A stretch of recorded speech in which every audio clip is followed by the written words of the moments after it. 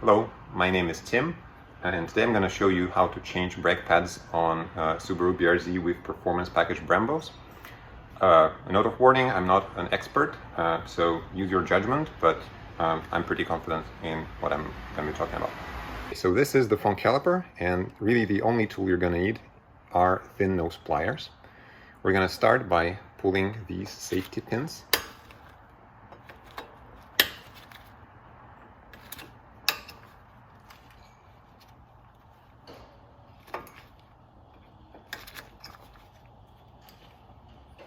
And then we're going to slide these long pins to the side. This thing is called a spring, and it's under tension. And you want to be applying some pressure with your thumbs as you undo these pins. And using the pliers, just grab this pin and slide it step by step like that.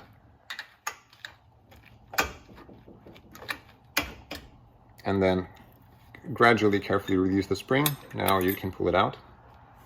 When you put this back in, remember that this part should be facing inwards, this kind of triangle, and these grooves should be facing outwards like this.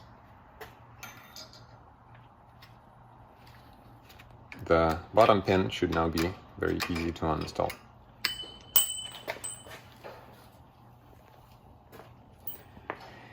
Now, these are the pads, and normally they're under a little bit of pressure against the rotor, so you can't easily just pull them out. If you don't have any special tools, what you can do, as long as you have strong enough fingers, you can press one side at a time like this,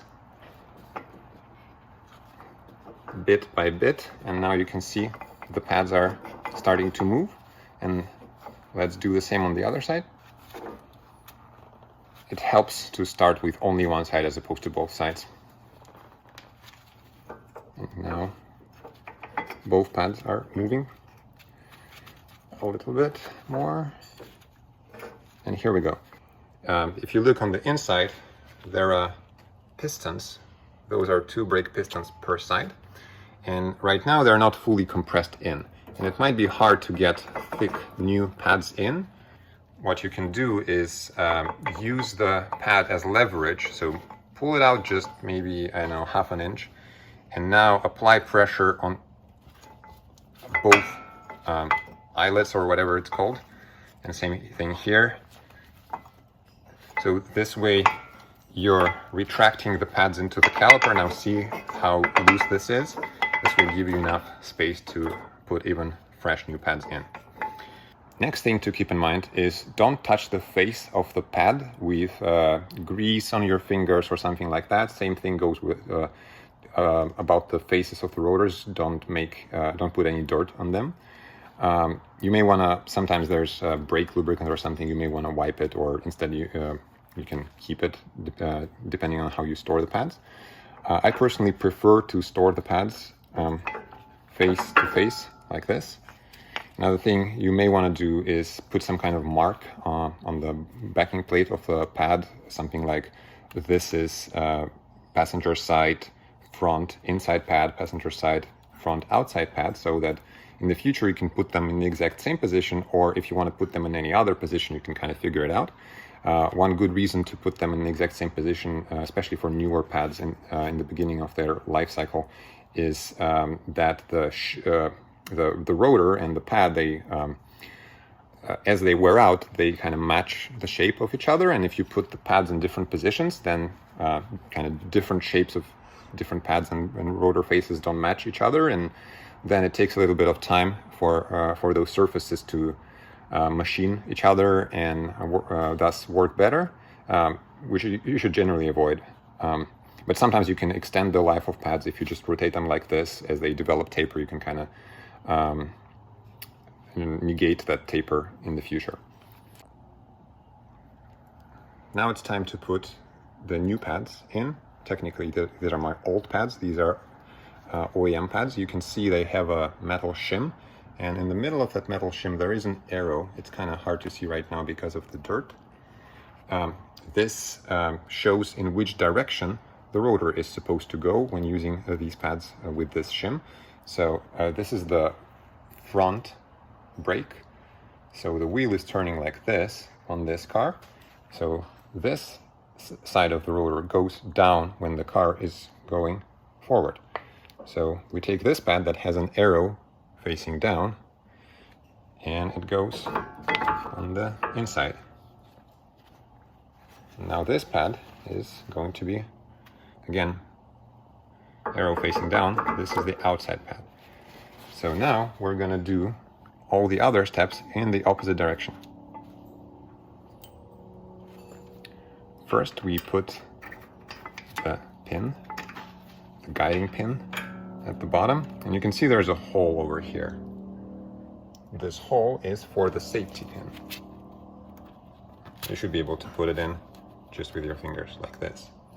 Now it's time to put the spring in. Remember I told you these grooves should be facing the outside and these triangles should be facing the inside. So we slide it like this, and it's going to apply some pressure to the pads, which will work against us as we try to put this sliding guiding pin in. In the beginning you might be able to just put it in mostly with your fingers, but the second pad is a little hard to get in because there's already some pressure from the spring, and even if you press the spring it actually puts some pressure on the pads. You can apply some pressure from the inside of the pad or of the caliper on that pad to move it a little bit. But another thing you can try is using those same thin nose pliers. You can try to turn the guiding pin while applying some pressure on the back of it with your finger. And also you can try to pull the pin with the same pliers. And maybe wiggle it a little bit back and forth, and once it's fully out here, we're good. You can see that right now the spring is seated in a little awkward position. And what we can do to fix this is we can just take this pin and turn it, snap in place. Nice. Now we keep turning in the pin in the same direction until we see that same hole for the safety pin.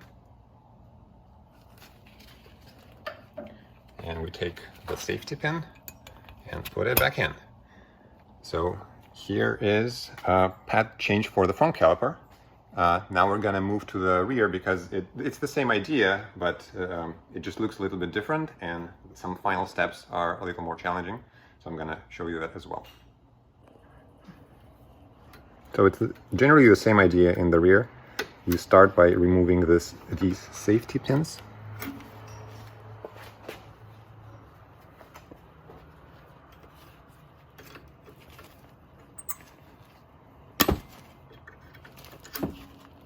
And by the way, when you pull them, it's more convenient, and I think it works better if you hold this pin on that side that is straight. So like this, not like this. Now that the safety pins are out, let's pull the glide pins out. And again, same idea. You press the spring with your finger. It's hard to see where the spring is, but trust me, it's just above the sliding pin at the top.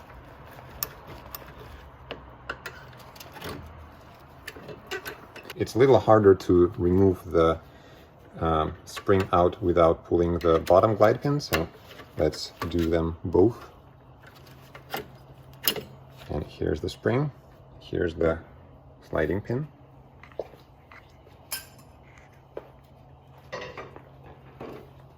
It's usually a lot easier to push these pads out because there's only one piston per side in the rear.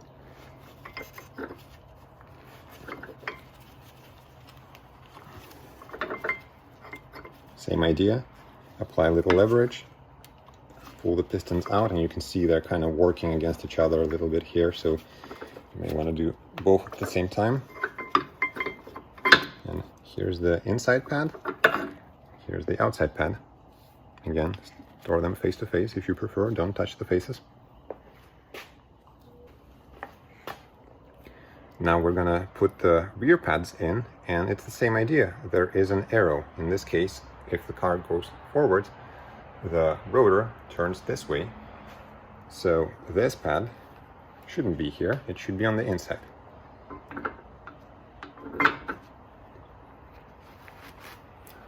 And this pad has an arrow facing up, so this is the correct pad for this direction.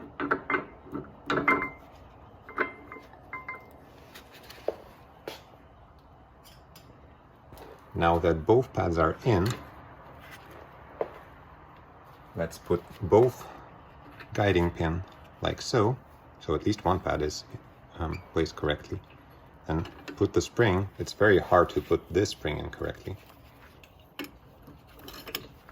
Just make sure that the guiding pin goes over this part of the spring, not under, as it just happened to me. Okay, one is done. The other is done. So now we have the inside pad correctly in, the spring mostly in, but the outside pad is completely free to go. You can push it from the hub, and again, step by step wiggle things around. Try to just keep the pad roughly where it should be, and wiggle the guiding pin. You can also try doing the same trick by applying some pressure over here on the spring, some pressure on the back of the pin, and just wiggle it back and forth.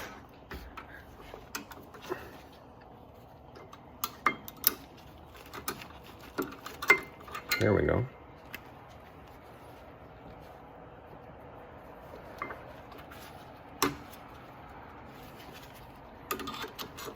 Takes a little getting used to. The first time it might be very hard, but as you get more and more experience, it becomes easier.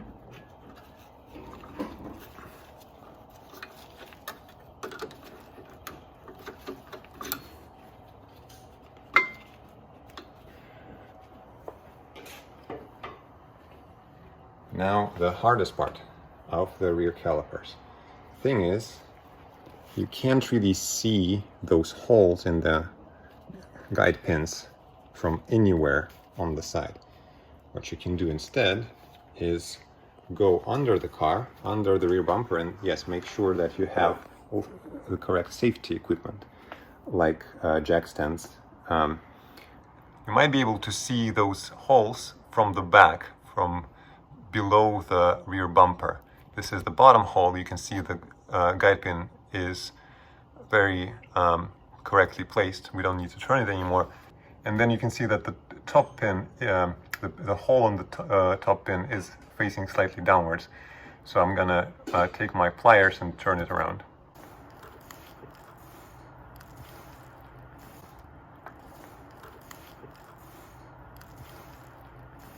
So now that you know that the holes are facing the right direction, you can put those safety pins in. You don't really need to see those holes anymore. You can kind of feel when they go in. And if they click and they don't move anywhere much, then they're properly placed. Same thing on the top. Now you can do the same thing on the other side, and you're done. One last thing, before you take off, make sure your lug nuts are torqued to spec after you put the wheels back on. And another thing is, before you drop the handbrake, before you go anywhere, turn on the engine and pump the brake pedal until it becomes firm. The first time you press the brake pedal, it will probably just go straight to the floor. And trust me, you don't want to experience that driving in your parking garage, and then like a car comes around an intersection, or there's a kid running and you press the brake pedal and it just goes to the floor. You want to pump the brake pedal before you start moving the car while the handbrake is still on. Once the brake pedal is firm, drop the handbrake and off you go. You may want to learn how to bed in your pads to work better against your rotor. There are many videos on that topic on YouTube. Feel free to look it up on Google, etc. Thanks for watching, and see you next time. Bye.